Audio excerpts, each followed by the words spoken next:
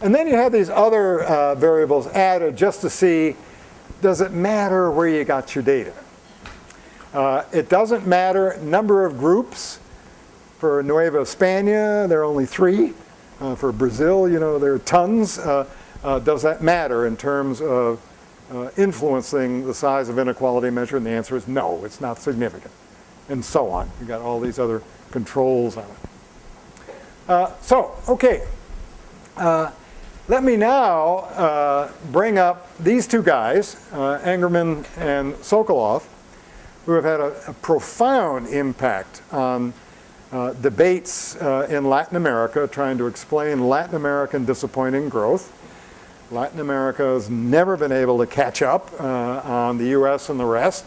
And the explanation now most popular is it has to do with institutions.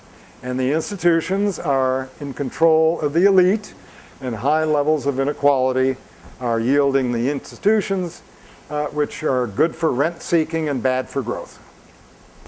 That's kind of the argument that these guys and others,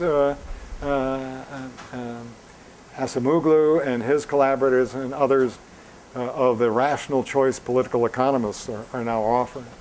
So that's the kind of argument that these guys offer. So if so, let's compare the inequality in Latin America prior to its industrial revolution with the inequality in Britain and Western Europe prior to their industrial revolution, and see whether the latter is a lot lower than the former. And there's the evidence that comes from these social tables.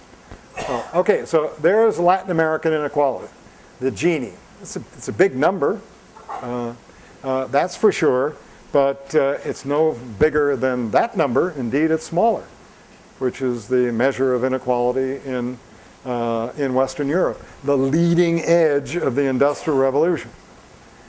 If inequality is holding back Latin American development, how come it didn't hold back the Industrial Revolution in Western Europe? Okay, you can say, well, you know, I don't like these social tables.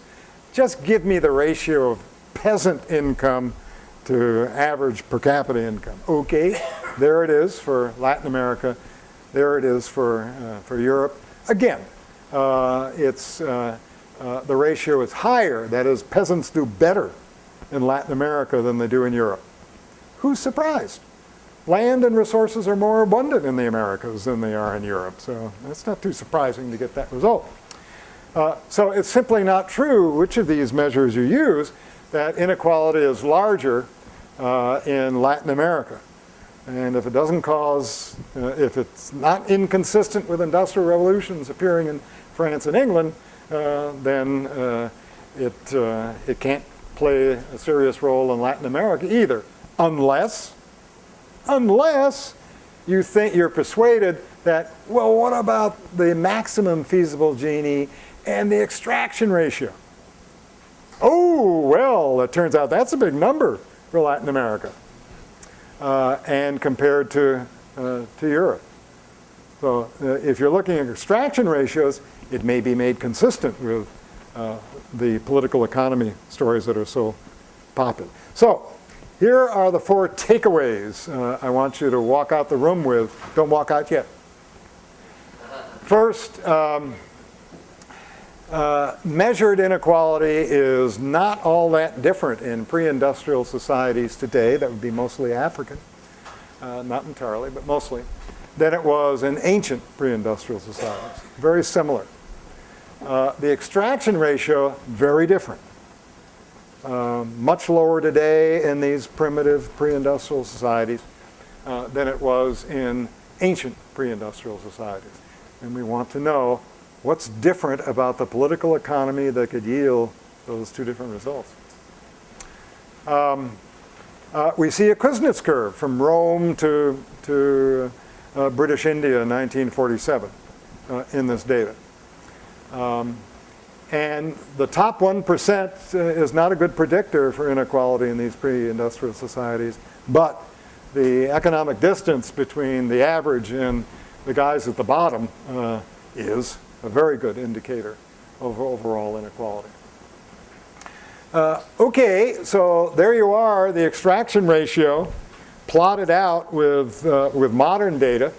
And you can see in the cross-section, the extraction ratio declines with level of development. There's an awful lot of variance around that trend. Of course, there are other things at work. But it strikes me that there's reason for optimism if you favor more egalitarian societies when you see results like that. But we need to know more about what drives it. Okay, the ancient societies are all closed. I even argued, didn't I, in my second lecture, that from 1492 to roughly 1800, during the age of discovery and exploration and so on, these economies were still pretty much closed. The vast majority of economic activity was not influenced by conditions across border. But today they are. Even pre-industrial societies are influenced by the world economy.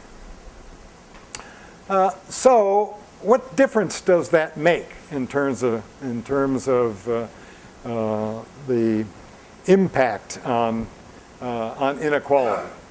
Either through what it does to having integrated financial capital markets or having extensive labor migration or having trade. What difference does it make?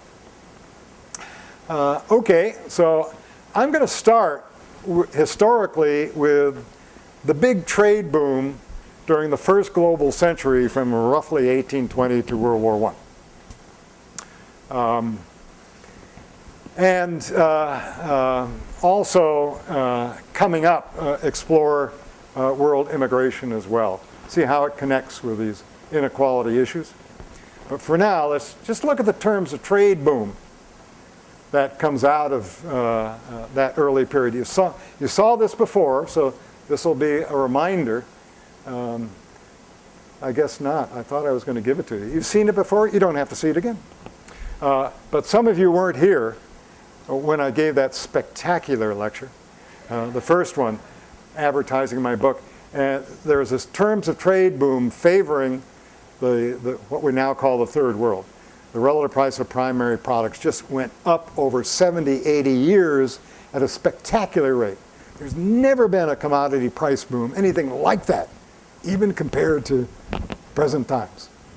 Huge, which favored those countries exporting copra. I was just told that the Philippines is now a net importer of copra. Amazing. Is this true? Wow, if it's true, it's amazing. What a switch.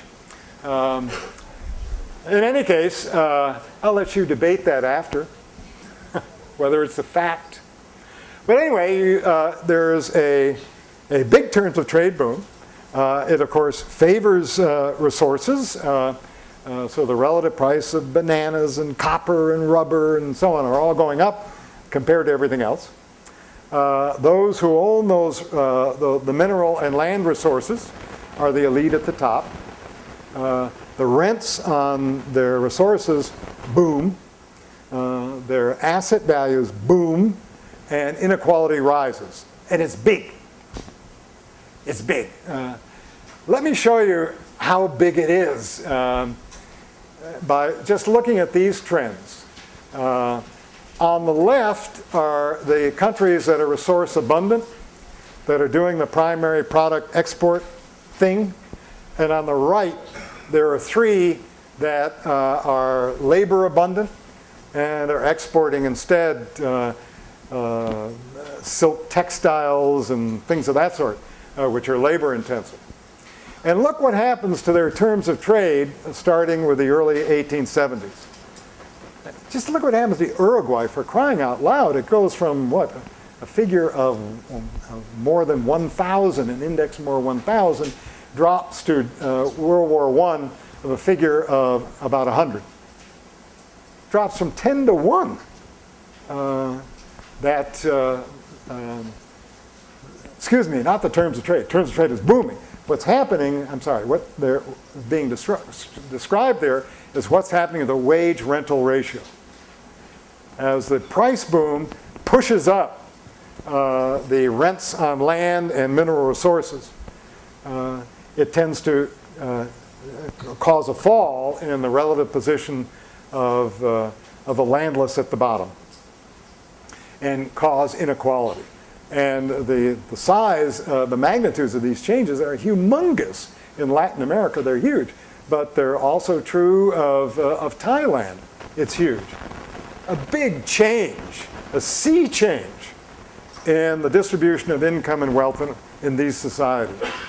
Now compare that with the right-hand side, and they're moving in the opposite direction. And the reason is clear. These are not resource-abundant economies. And when they go open, or when they have a terms of trade boom, it favors the labor-intensive activities. And the labor-intensive activities means it favors the labor at the bottom of the distribution.